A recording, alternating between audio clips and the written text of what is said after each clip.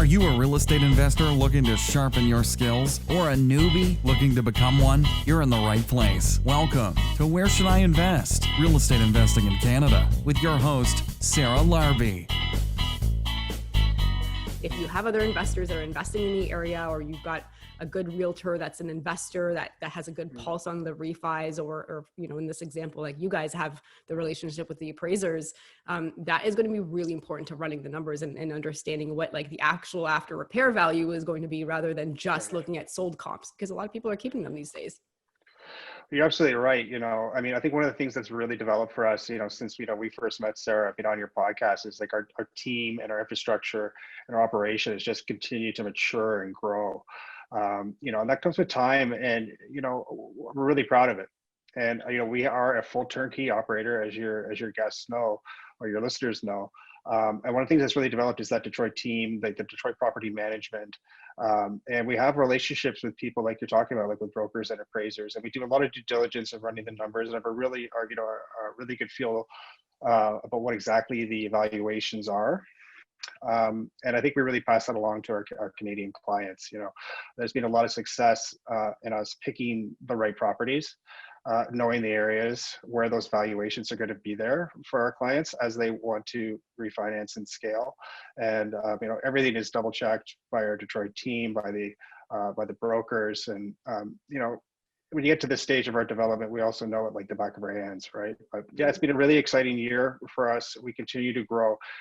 As COVID has come on and things have gone more online, and we're doing more of these podcasts and are going to less of the in-person meetings, we've really branched out to a wider section of the Canadian real estate community. And there are a ton of Canadians, who have had a desire to look at the US, right? But kind of maybe found it a little daunting. And I'll just say that the fact that, we're Canadian at our core and have this infrastructure, this turnkey network and property management and relationships with, sourcing the properties, and, Voytek's and Pamela's experience in purchasing there for so many years, we've really found a niche, and it's an exciting time for us. And we really look forward to continue to expand and working with Canadians down in Detroit and Florida.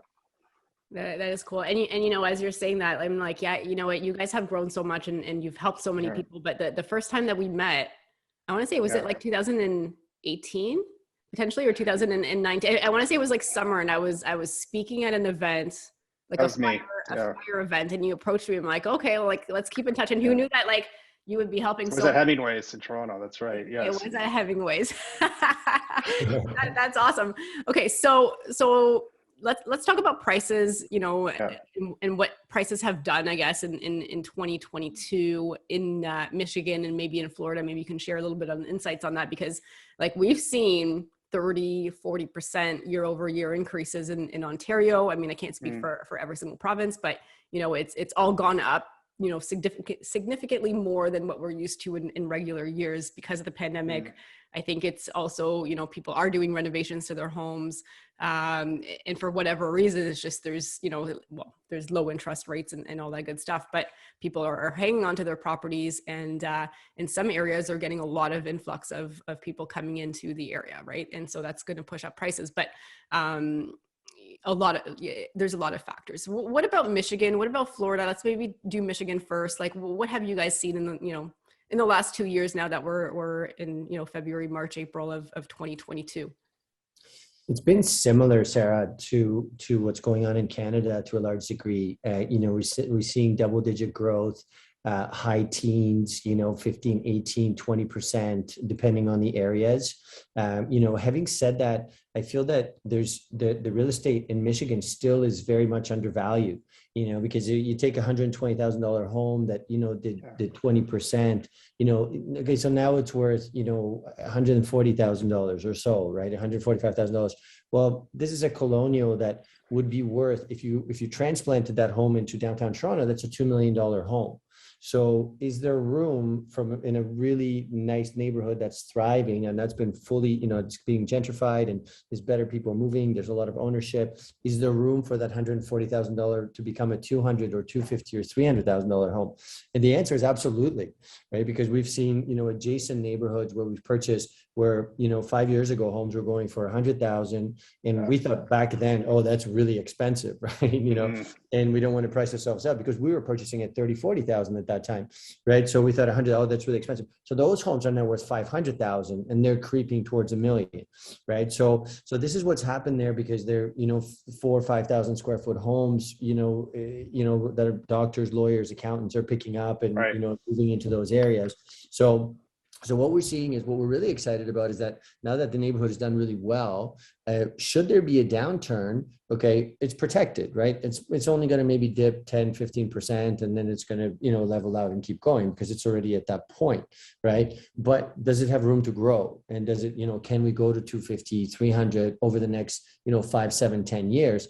And the answer, in our opinion, is yes, just because there's so many macro factors that are contributing. GM is continuing to expand there. All the automakers are continuing to dump huge capital into Detroit. Investment. I used to go to Detroit every 2 weeks, and during the pandemic, of course, I traveled less just because it was, it was a little COVID heavy, and it was tougher to getting across. It was more difficult. So I would go maybe once every 2 months, and there was a period where I didn't go for 4 months, and now we're back to every 2 week schedule that we're in the U.S. And I can tell you that the rate of development during COVID has been astonishing. Nothing's actually changed. U.S. investors will continue to invest in Detroit. Foreigners continue to invest in Detroit. Everything's just become more automated. And so there's massive growth. And so we feel that, the mayor of the city actually came out and they were asked during an interview, said, where are you in terms of, this was a baseball game, where are we in terms of development? And he said, we're in the third inning right now, maybe pushing fourth as far as where we want to be, what the plans are. And, and because, the market continues to thrive and there's so much foreign investment that's been put forth that, I'm not going to sell my assets there that I bought for 30, 40,000 that are worth now 200,000, 300,000. I'm not going to sell these assets because the market continues to go at that 15, 20, 25% rate, and there's more and more investors that are pouring in their funds. So it's the upside potential, the continued upside potential that really excites us, and of course, because the lending rates we've been able to source some better lenders in each market, which we're really excited about, that have brought their interest rates down, some cases 1.5% below where we were before. We've been able to increase LTVs. So the returns have actually gone up.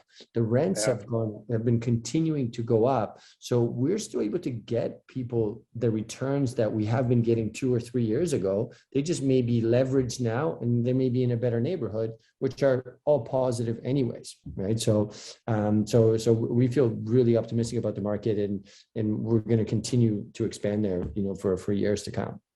And I'm glad that you mentioned rents because, if you're in a market and the prices go up, and again, there's no guarantee of everything going up forever. Look at 2008, 2009, look at what happened to Detroit and Michigan. So we can never say with certainty, we kind of look at the past and then we kind of, look at the past 10 years and we kind of we look at like you said, the macroeconomics and what's happening in those areas. But, there's many places in Ontario that the house prices are just going up and up and up, and so are the rents.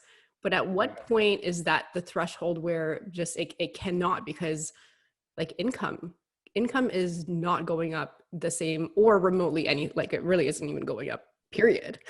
You get a 3% raise, you're actually below inflation. Today you get a 5% raise for next year, you are below inflation, and so ultimately your salaries are going to be less, they're going to be worth less, rents are going to go up, but there is going to be that threshold. What are your thoughts on that with, when it comes to Michigan, when it comes to Florida? I'll just touch really quickly on it if you don't mind. I would just say that I have seen, in the years that we've been doing this, pretty substantial increases. Take into account though, we're dealing with, substantially less than we are here in Ontario, right? But when we first started doing this, I was seeing, rents around for a colonial home around the $850, and then I would see it go to $9, and then I remember when 1,100 was something we were really striving for. Now we're seeing some of our better, 4-bedroom colonials getting $1,450. It's great, and we're also, using predominantly the Section 8 rental program, right, which we've talked about before to your listeners, which is the, U.S. government guaranteed rental program.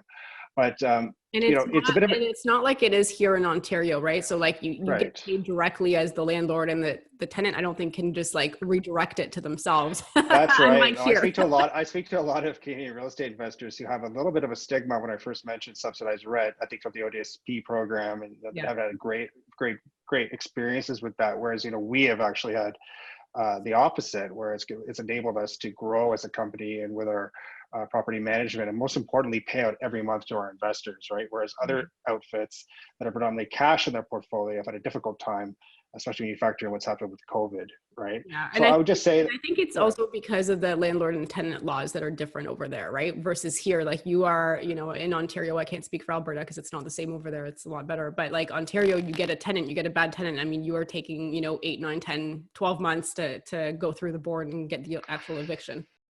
Thanks so much for listening to Where Should I Invest with your host, Sarah Larby. Make sure to listen in next time. We'll catch you on the next episode of Where Should I Invest?